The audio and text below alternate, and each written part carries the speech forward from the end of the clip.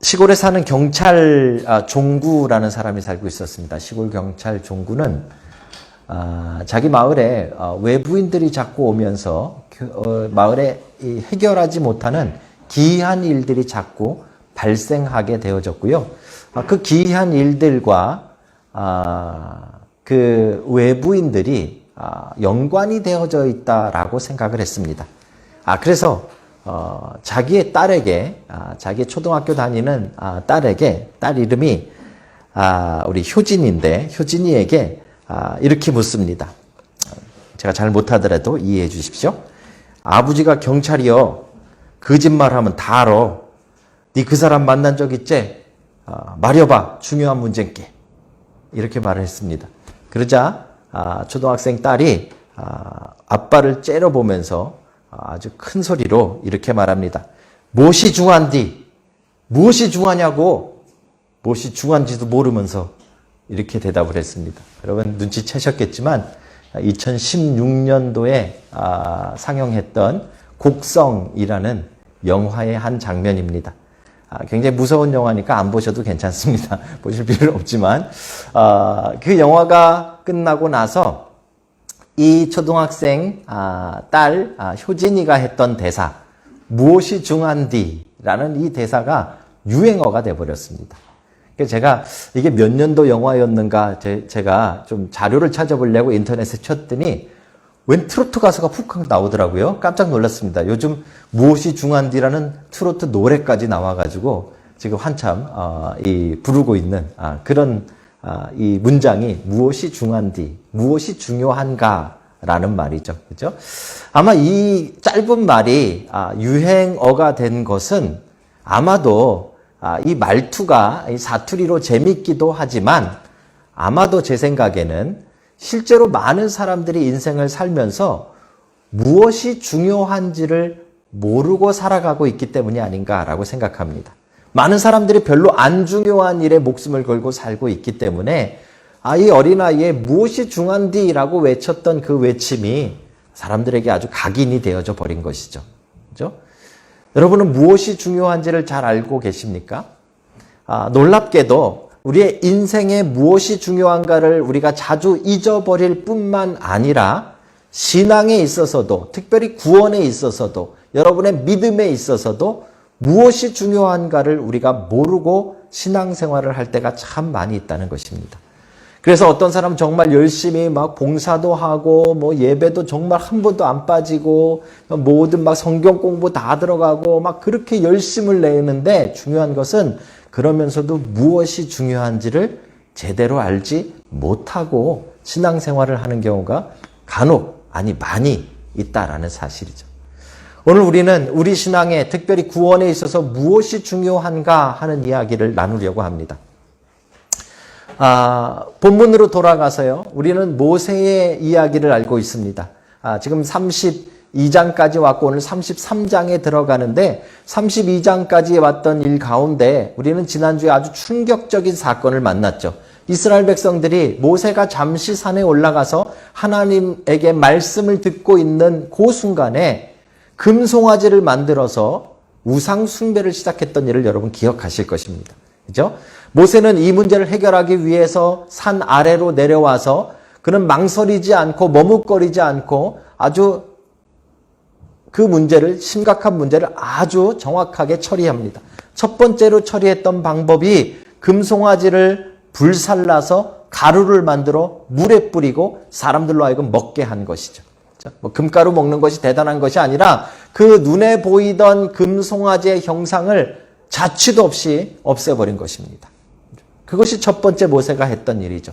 그 죄악에 대한 단호한 결단이었고 뿌리채 뽑아버리는 아주 놀라운 일이었습니다.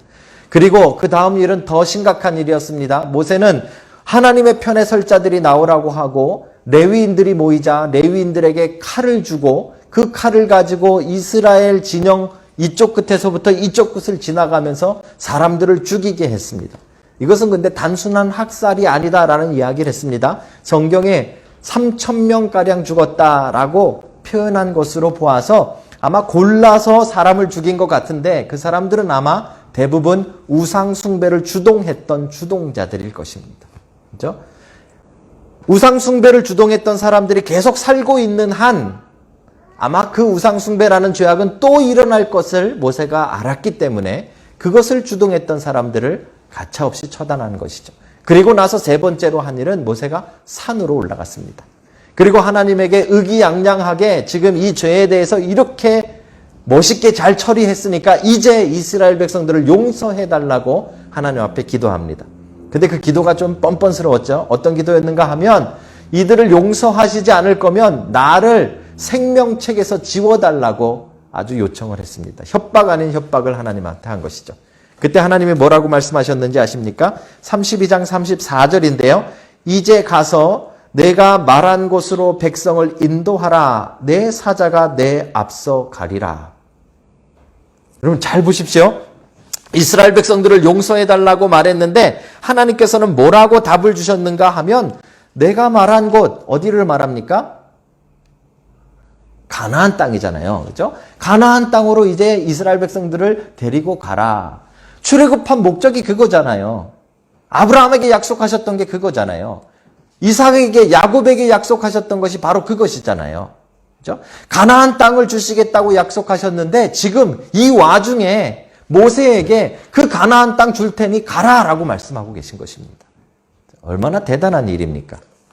자, 이 똑같은 맥락에서 우리 이제 33장에 들어오시면 33장 1절에 이렇게 기록합니다. 제가 읽어드리겠습니다. 여호와께서 모세에게 이르시되 너는 내가 애굽 땅에서 인도하여 낸 백성, 이스라엘 백성들을 말하죠.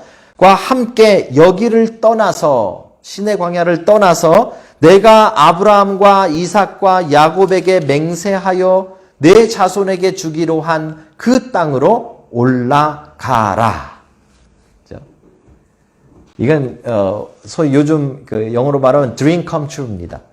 하나님이 수백 년 전부터 아브라함에게, 이삭에게, 야곱에게 약속하셨던 그 가나안 땅 이제 줄 테니 가라 이렇게 말씀하신 것입니다.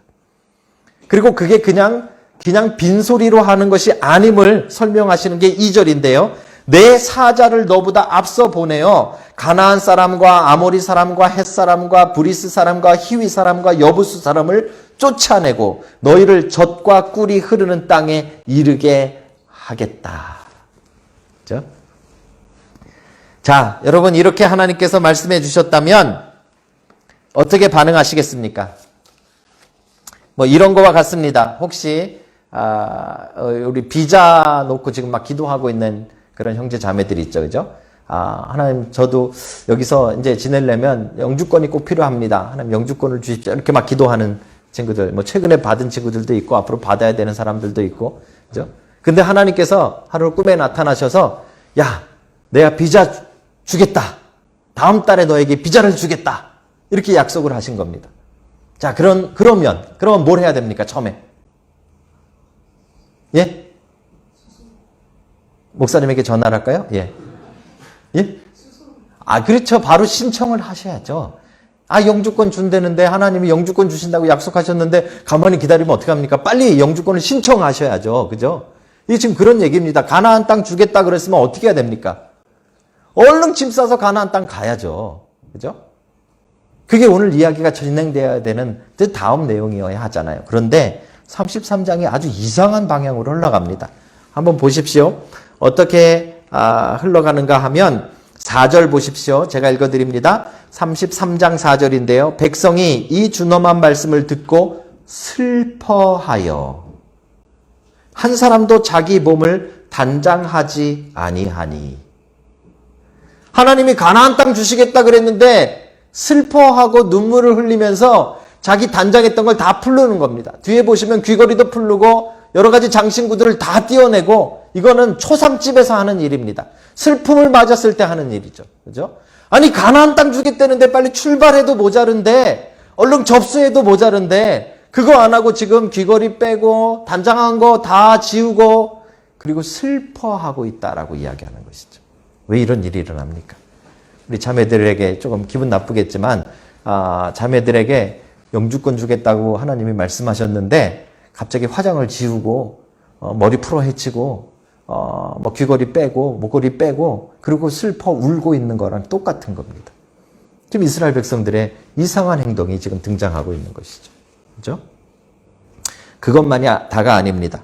모세는 어떻게 했는가 하면 7절에 보시면 모세가 항상 장막을 취하여 진 밖에 쳐서, 이게 무슨 말인가 하면 이스라엘 백성들이 이렇게 자기네들 이렇게 진영이 있었지 않습니까? 몰려서 텐트를 치고 살았는데 그 텐트 친 그 진영 밖에다가 텐트를 하나 치고, 그리고 거기에 모세가 이제 아침부터 가가지고 하나님 앞에 기도하는 회막, 천막, 장막이라고 부르는 거예요. 중요한 것은요, 지금 여러분과 제가 알고 있는 이 성전의 전에 있었던 성막하고 다른 이야기입니다. 아직 성막을 짓기 전이에요. 그냥 텐트를 하나 져놓고 그것을 회막이라고 하고 하나님과의 미팅하우스라고 이름을 붙인 거예요. 그리고 하나님에게 아침부터 나가는 거죠.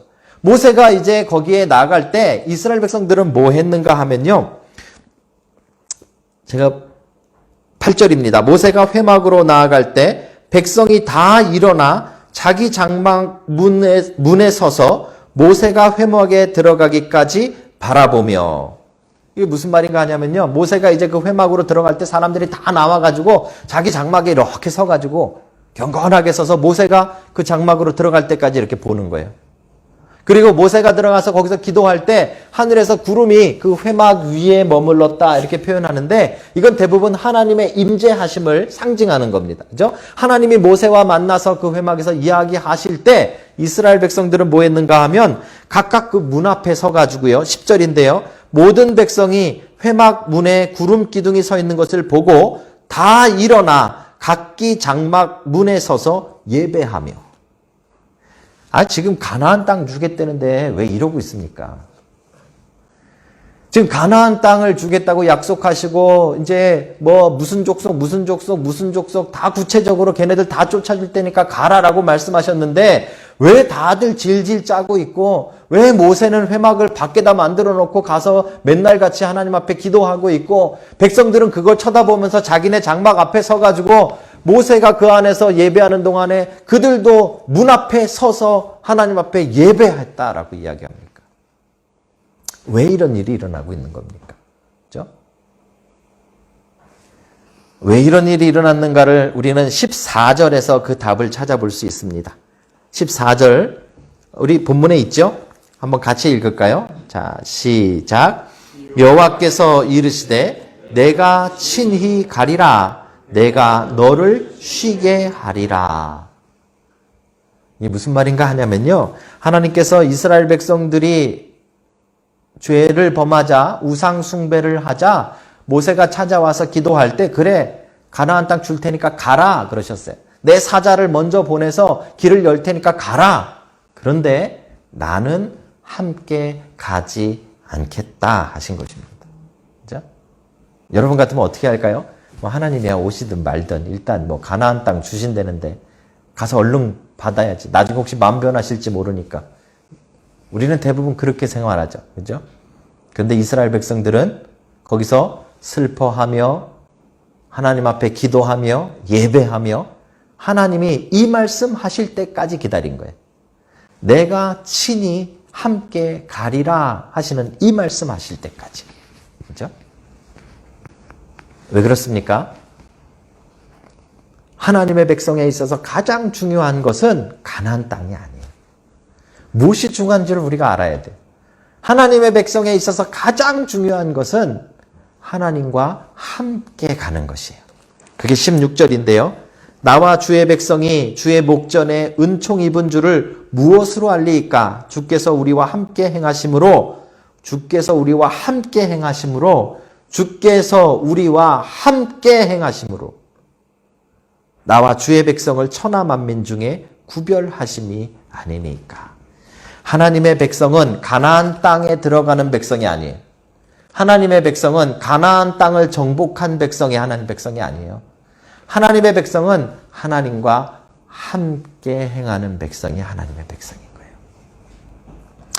한국에 요즘 이단이 난리죠. 우리 얼마 전에 제가 설교 가운데도 한 두어 차례 말씀드렸던 한국의 이단 가운데 신옥주라는 여자분이 계십니다. 이단 교주이신데 그 단체 이름이 은혜로 교회라고 이름을 붙여서 많은 사람들이 좀 많이 헷갈려하는 은혜로 단체. 제가 그렇게 말하고 싶은데, 어쨌든, 교회라는 이름으로 하나님 앞에 예배한다는 이름으로 우리가 쓰는 성경책을 쓰고 우리가 쓰는 찬송가를 부르며 그들이 모였습니다. 그런데 거기에는 특이한 것이 하나 있습니다. 지금 현재 이 신옥주 씨와 그 다음 리더들이 11가지 혐의가 인정되어져서 구속되어져 있는 상태입니다. 근데 구속되기 전까지 이들이 가장 중요하게 하던 일이 하나 있는데, 그 교회라고 부르는 그 단체에서 하는 일 중에 가장 중요한 것은 타작마당이라는 것입니다. 성경에 타작마당이라는 것이 등장합니다. 마지막 때에 하나님께서 알곡과 쭉정이를 구별하시는 그것을 타작마당이라고 부르죠. 그런데 이 신옥주 씨는 이 타작마당을 성도들로 하여금 자기의 죄를 인정하는 것으로 하는 일을 타작마당이라고 부릅니다. 그런데 이게 그냥 하면은 죄를 인정을 잘 못하니까 때립니다. 여러분 방송을 보셨겠지만, 그죠? 이렇게 큰 이 예배당에 이 단상도 이렇게 높은데, 누구 나와! 그러면 이렇게 쭉 사람 나옵니다. 나온 사람 가운데는 그 신옥주 씨보다 훨씬 더 연세가 많은 어르신도 계십니다. 그런데 이렇게 세워놓고 여기서부터 따귀를 때립니다. 팍팍 때려서 막 넘어지면 다시 일어나면 또 때리고. 어떤 여자분은 가위 가져오라 그래가지고 막 가위로 막 머리를 막 잘라버립니다. 제가 그랬다는 게 아니고 여러분 그런 눈으로 쳐다보지 마십시오. 신옥주 씨가 그랬다는 이야기입니다. 그죠?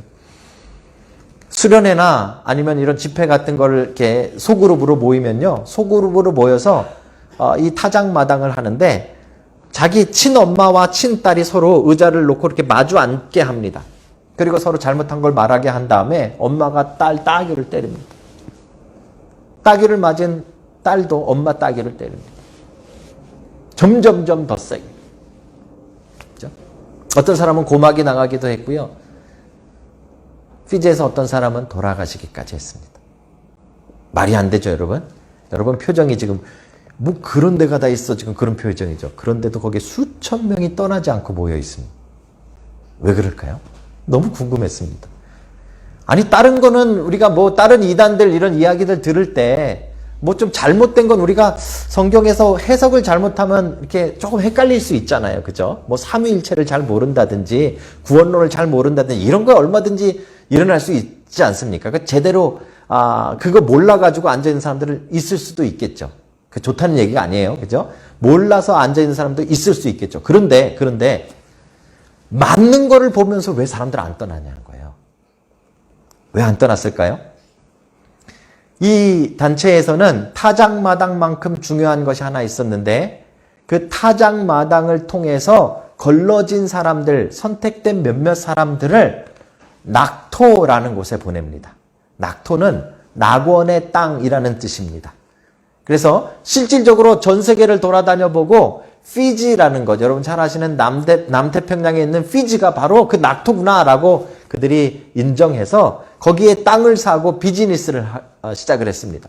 뭐 장사도 하고 농사도 짓고, 지금 신옥주 씨의 아들이 거기에서 세팅을 해놓고 이쪽 한국에서 그렇게 맞아가면서 신앙에 견디고 버틴 사람들을 뽑아가지고 거기로 보내는 겁니다. 여기 수천 명 앉아가지고 막 얻어 터지면서도 거기에 예배에 참석하는 아주 유일한 이유 중에 하나는 무엇인가 하면, 잘 견디면 낙토에 간다고 믿었기 때문에. 실제로 가기도 했고요. 그죠? 여러분 이거 잘 보십시오. 되게 황당한 일 같은데 구원이라는 것을, 신앙이라는 것을 이렇게 어떤 목표를 성취하는 것으로 만들어 놓고 그것으로 경쟁을 붙이고 그것으로 밀어붙이면 사람들이 거기에 딸려온다는 겁니다. 우리가 그만큼 연약하다는 것이죠. 그렇죠? 정말 놀라운 사실은 무엇인가 하면, 수많은 이단들이 이거와 비슷한 방법을 사용합니다. 어떤 이단에서는 18살짜리 교주인데 왜 그 18살짜리 말도 안 되는 사람의 심부름을 해가면서 그 단체에 있는가 제가 가만히 들여다봤더니 거기는 강남에 입성하는 꿈을 가지고 있어요. 잘 견디면 강남에 보내준대. 대단하죠. 여러분 서울 사신 분들은 별로 감동이 없을지 모르지만 지방 사셨는데 강남에 보내준다면 천국 가는 느낌이래요. 그래가지고 막 거의 막 18살짜리의 심부름 하면서 그 단체에 남아있는 거죠. 그렇죠? 제가 여러분들에게 문제를 삼고 있는 것은 이단들 이야기하려고 한 건 아니고요. 이 모습을 잘 보면서 여러분과 저의 신앙을 들여다보세요. 오늘날 얼마나 많은 사람들이 구원을 이렇게 생각하는지 몰라요. 우리가 제일 많이 하는 말이 무엇인가 하면 오늘 죽어도 천국에 갈 믿음이 있으십니까? 이런 질문 많이 합니다. 사실 저도 그 질문 참 많이 했고요. 그 질문 우리가 되게 많이 해요. 그 말 속에 뭐가 들어있는가 하면 우리의 이 세상은 별거 없고 이 세상은 그냥 어떻게 살든지 간에 우리의 목표는 여러분 죽어서 천당 가는 겁니다 라고 가르쳐 주고 있는 거예요. 여러분들이 지금 교회 나오는 이유가 무엇이에요? 여러분들이 전도하는 이유가 무엇입니까? 여러분들이 성경 공부하는 이유가 무엇입니까? 죽어서 천국 가려고. 그렇죠? 이게 우리가 가지고 있는 신옥주가 만들었던 낙토라는 그 시스템과 똑같은 시스템을 교회도 만들어 놓고 똑같이 사용하고 있는 거예요. 여러분 잘 보셔야 됩니다. 여러분 우리 구원론을 5주간 했죠. 그죠? 거기서 혹시 느끼신 거 있으세요? 구원론을 우리가 제대로 공부하고 나면요. 우리의 구원이 죽어서 천당 가는 것이 다가 아니구나를 깨닫습니다. 오히려 구원론에서 더 많은 시간을 뭐에다가 할애하는가 하면 그 과정에다가 할애하고 있어요. 왜요? 오늘 말씀 때문에 그렇습니다. 만약에 구원이 가나안 땅에 가는 것이라면, 만약에 신앙이 가나안 땅에 입성하는 것이 전부 다라면, 그 목적을 성취하는 것이 다라면, 지금 모세와 이스라엘 백성들은 하나님께서 올라가라고 했을 때, 가나안 땅 주겠다고 약속했을 때 벌떡 일어나서 제일 먼저 올라갔어야죠. 그러면 끝나는 거잖아요. 무엇이 중요한지 모르는 거예요, 그러면. 구원이 뭔지 모르는 거예요. 신앙이 뭔지 모르는 거예요. 하나님 말씀하시는 것이 뭔지 모르기 때문에 그렇게 행하는 거예요. 모세와 이스라엘 백성들은 다행히도 알았어요. 무엇이 중요한지를 아는 거예요. 그래가지고 하나님께서 아무리 올라가라고 말씀하셔도 이들이 슬픔을 가지고 하나님 앞에서 옷에 단장한 것을 다 내려놓고 귀걸이를 내려놓고 장신구를 내려놓고 하나님 앞에 엎드려져서 기도하기 시작하고 예배하기 시작하는 거예요.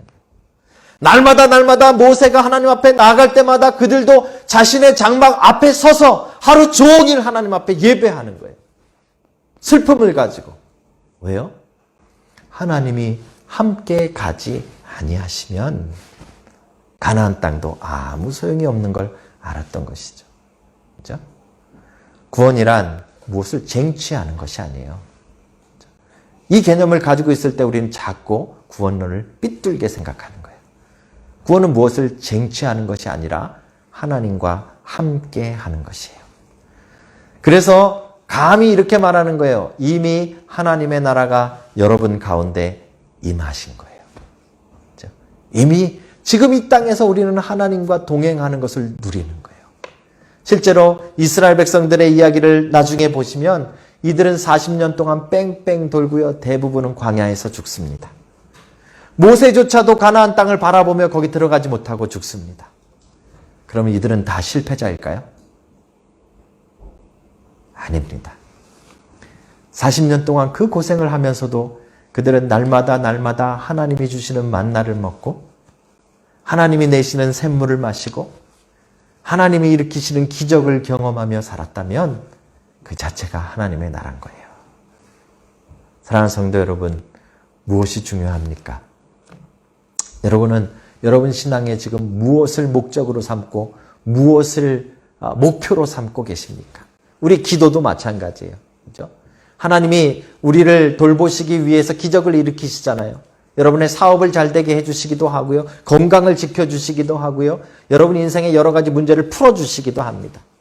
그런데 그것이 목적이 되고 그것이 중요한 줄로 착각하게 되어지면 신앙이 삐뚤어지는 거예요. 믿음과 신앙이라는 것은 그것을 이루시는 하나님과 동행하는 것을 아는 거예요. 그렇죠? 여러분, 무엇이 중요한지를 바로 아는 여러분과 제가 되기를 주님의 이름으로 축복합니다. 구원이란 무엇을 쟁취하는 것이 아닙니다.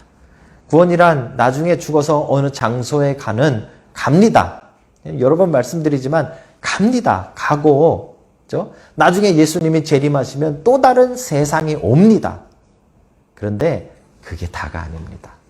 진짜 구원은 지금 이미 여러분 삶에 와 계신 그 하나님과 동행하는 데서 시작되는 것입니다. 여러분 하나님과 함께하는 그 중요한 신앙의 핵심, 구원의 핵심을 바로 발견하는 여러분들 되시길 주님의 이름으로 축복합니다. 여호와께서 이르시되 내가 친히 가리라. 내가 너희와 함께 가리라. 이 대답을 기다리려고 모세와 이스라엘 백성들은 울고불고 기도하고 멈추어 섰던 것입니다. 그것이 신앙의 가장 중요한 것임을 바로 알았기 때문이죠. 여러분도 이것을 발견하시기를 주의 이름으로 축복합니다. 하나님이 함께하는 곳이면 그것이 천국입니다. 이 땅에서도 우리는 하나님의 나라를 누리는 사람들입니다.